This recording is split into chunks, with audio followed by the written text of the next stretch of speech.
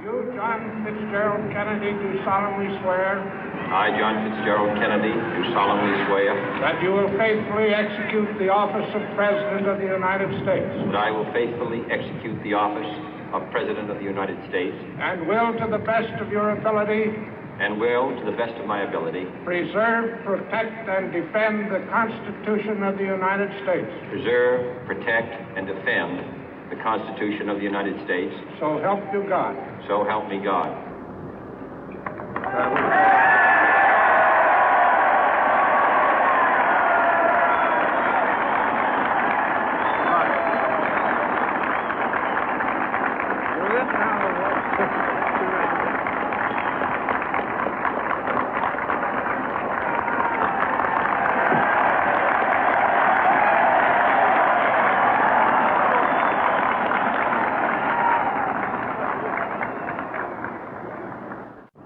Vice President Johnson, Mr. Speaker, Mr. Chief Justice, President Eisenhower, Vice President Nixon, President Truman, Reverend clergy, fellow citizens. We observe today not a victory of party, but a celebration of freedom, symbolizing an end as well as a beginning, signifying renewal as well as change. For I have sworn before you and Almighty God the same solemn oath our forebears prescribed nearly a century and 3/4 ago. The world is very different now, for man holds in his mortal hands the power to abolish all forms of human poverty and all forms of human life. And yet the same revolutionary beliefs for which our forebears fought are still at issue around the globe. The belief that the rights of man come not from the generosity of the state, but from the hand of God. We dare not forget today that we are the heirs of that first revolution.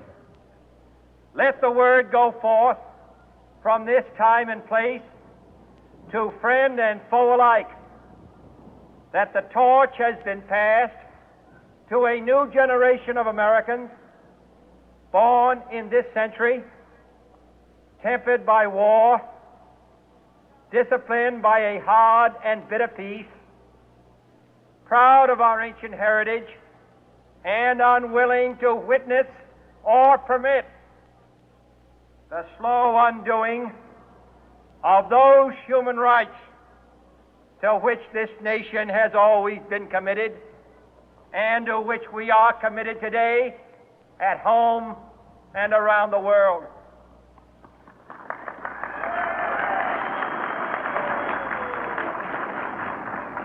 Let every nation know, whether it wishes us well or ill, that we shall pay any price, bear any burden, meet any hardship, support any friend, oppose any foe to assure the survival and the success of liberty.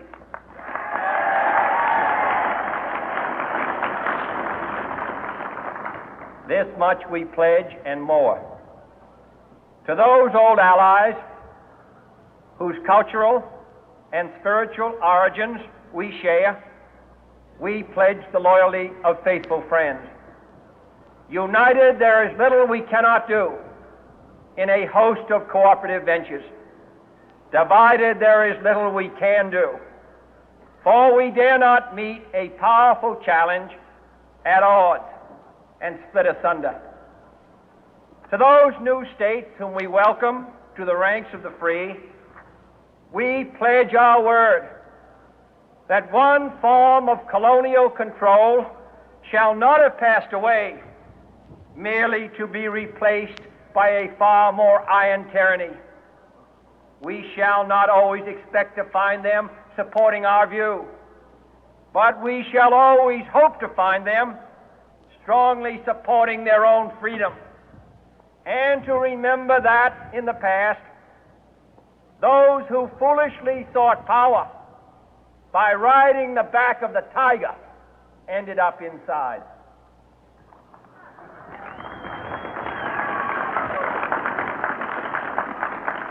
To those people in the huts and villages of half the globe struggling to break the bonds of mass misery, we pledge our best efforts to help them help themselves for whatever period is required, not because the communists may be doing it, not because we seek their votes, but because it is right.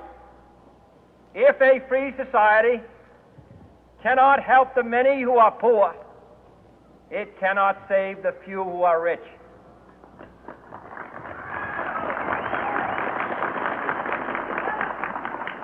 To our sister republics south of our border, we offer a special pledge to convert our good words into good deeds, in a new alliance for progress, to assist free men and free governments in casting off the chains of poverty. But this peaceful revolution of hope cannot become the prey of hostile powers. Let all our neighbors know that we shall join with them to oppose aggression or subversion anywhere in the Americas. And let every other power know that this hemisphere intends to remain the master of its own house.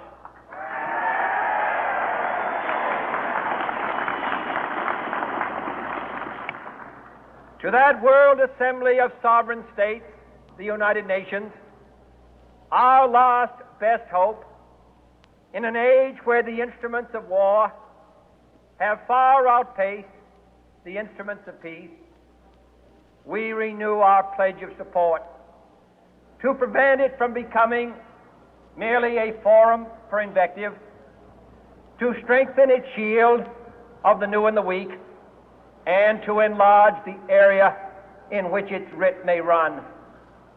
Finally, to those nations who would make themselves our adversary, we offer not a pledge, but a request that both sides begin anew the quest for peace.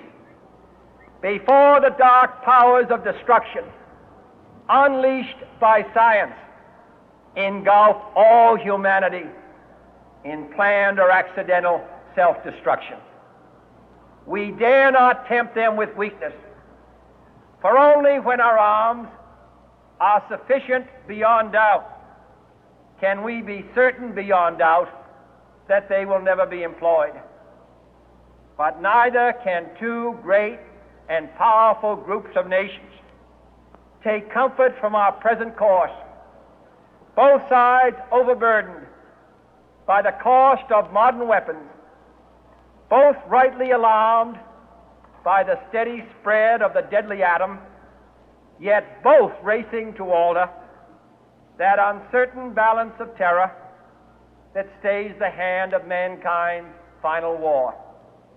So let us begin anew, remembering on both sides that civility is not a sign of weakness, and sincerity is always subject to proof.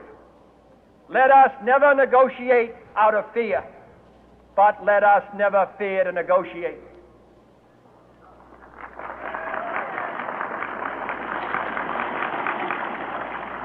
Let both sides explore what problems unite us, instead of belaboring those problems which divide us.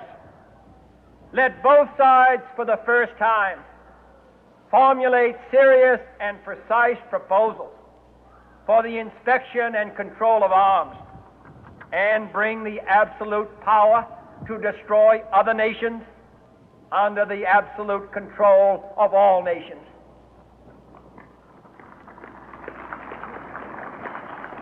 Let both sides seek to invoke the wonders of science instead of its terrors.